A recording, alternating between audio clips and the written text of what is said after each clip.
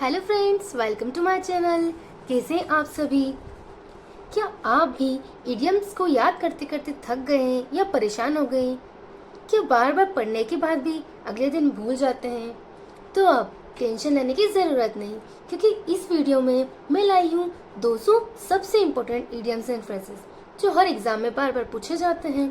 और सबसे खास बात, इन्हें मैं आपको याद करवाऊंगी आसान और ट्रिक के साथ, और साथ ही हिंदी मीनिंग के साथ, ताकि एक बार में आपको याद हो जाए। तो चलिए हम स्टार्ट करते हैं बिना किसी देरी के। और हाँ, वीडियो को लास्ट तक देखना ना भूलें। लास्ट वीडियो में हम 70 वर्ड को कंप्लीट कर चुके थे और आज हम आगे से स्टार्ट करते हैं। तो चलिए स्टार्ट करते हैं। ग्रीस द पाम, इसका मतलब होता है टू ब्राइब सीक्रेटली या टू ब्राइब समवन। ब्राइब मतलब होता है रिश्वत लेना, ठीक है। इसका मतलब है मुट्ठी गर्म करना या रिश्वत देना। ये वर्ड एसएससी के एग्जाम में 9 टाइम रिपीट हुआ है और अदर एग्जाम में 2 टाइम रिपीट हुआ है, ठीक है। तो ग्रीस द पाम यानी कि मुट्ठी गर्म करना, ठीक है। तो मुट्ठी गर्म करना यानी कि ग्रीस द पाम यानी कि अपने हाथों को रगड़ना या घीसना, यानी कि किसी से रिश्वत मांगना, ठीक है। इसे आप ऐसे याद कर सकते हैं। Next word, hand in glove या हैंड एंड ग्लो, यानी कि in close association, in partnership for something dishonest या वेरी इंटीमेट टर्म्स। इसका मतलब है घनिष्ठ संबंध। ये वर्ड एसएससी के एग्जाम में 8 टाइम रिपीट हुआ है और अदर एग्जाम में 3 टाइम रिपीट हुआ है, ठीक है।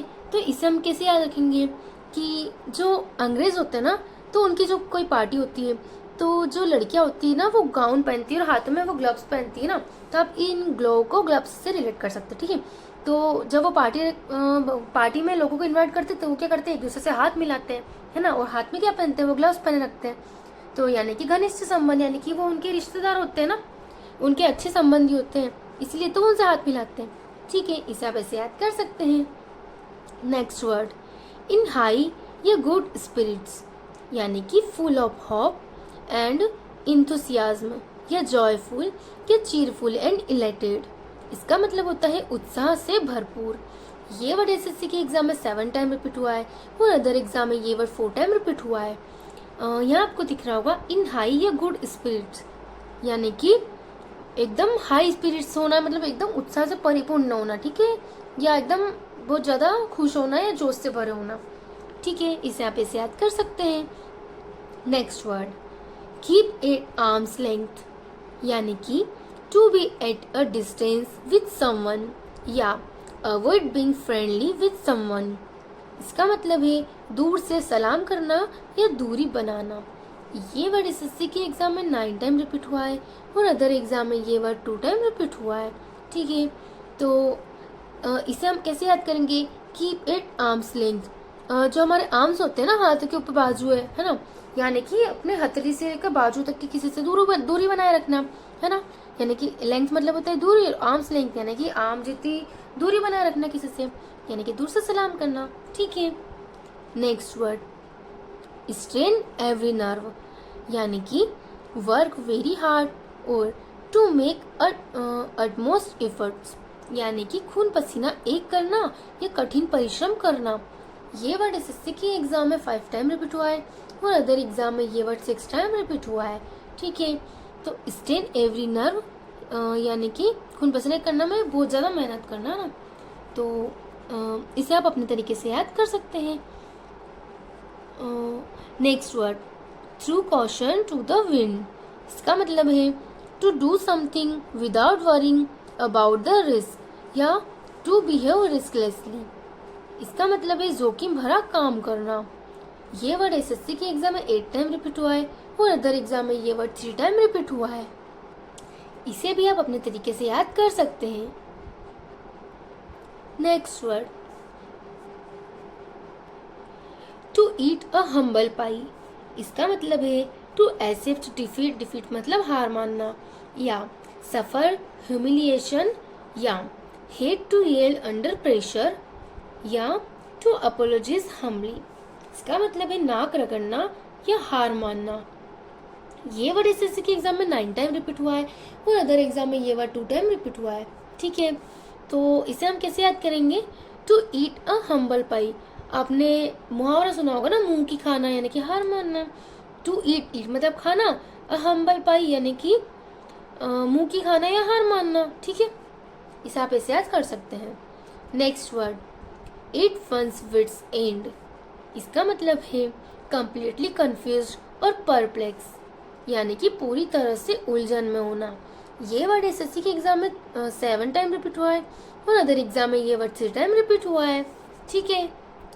इसे हम कैसे याद करेंगे, यहाँ आपको दिख रहा होगा एट वंस विट्स एंड, तो विट्स को हम वीक से याद कर लेंगे, ठीक है।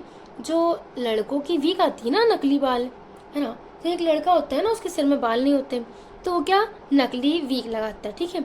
तो एक दिन एंड वंस विट्स एंड यानी कि उसकी वीक घूम गई या उसका पता नहीं कुछ हो गया होगा, तो अब वो सोचे कि अब मैं घर के बाहर कैसे निकलूँ, क्योंकि मेरी वीक तो घूम गई है ना, यानी कि उसका एंड हो गया या जल गई होगी वो, ठीक है, कुछ भी समझ सकते हैं।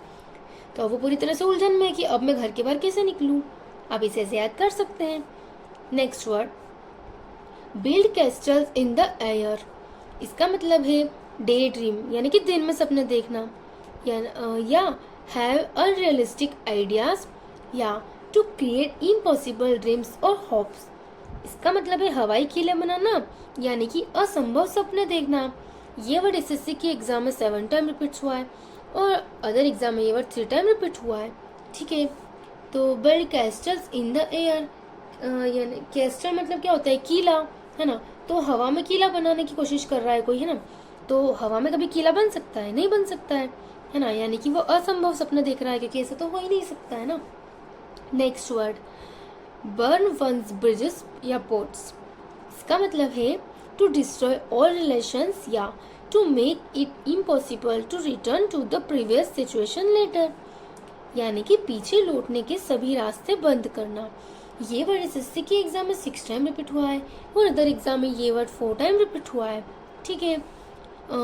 इसे हम ऐसे याद कर सकते हैं कि बर्न वंस ब्रिज या बोट्स, है ना, दो दोस्त जो है वो ब्रिज या बोट से कहीं जाते हैं घूमने के लिए, है ना, तो उसका दोस्त जो होता है वो क्या करता है कि उस बोट को जला देता है ना, तो अब वो दूसरा दोस्त सोचता है कि इसने तो बोट को जला दिया, अब मैं वापस से ब्रिज को पार करके उस पार कैसे जाऊंगा, है ना, यानी कि पीछे लौटने के सारे रास्ते बंद कर दिए उसने। अब वो सोच रहा है कि मैं कैसे जाऊंगा पीछे, है ना। इसको आप ऐसे याद कर सकते हैं, ठीक है। तो आज के लिए हम 10 वर्ड्स को रखते हैं, इसके आगे हम कल कंटिन्यू रखेंगे। आपको हमारी वीडियो कैसी लगी कमेंट में ज़रूर बताइए, और साथ ही अगर आपको ऐसी और वीडियो देखनी है तो आप हमारे चैनल को सब्सक्राइब कीजिए और एक लाइक कीजिए, और साथ ही वीडियो कैसी लगी कमेंट में ज़रूर बताइए। नेक्स्ट वीडियो में मिलते हैं।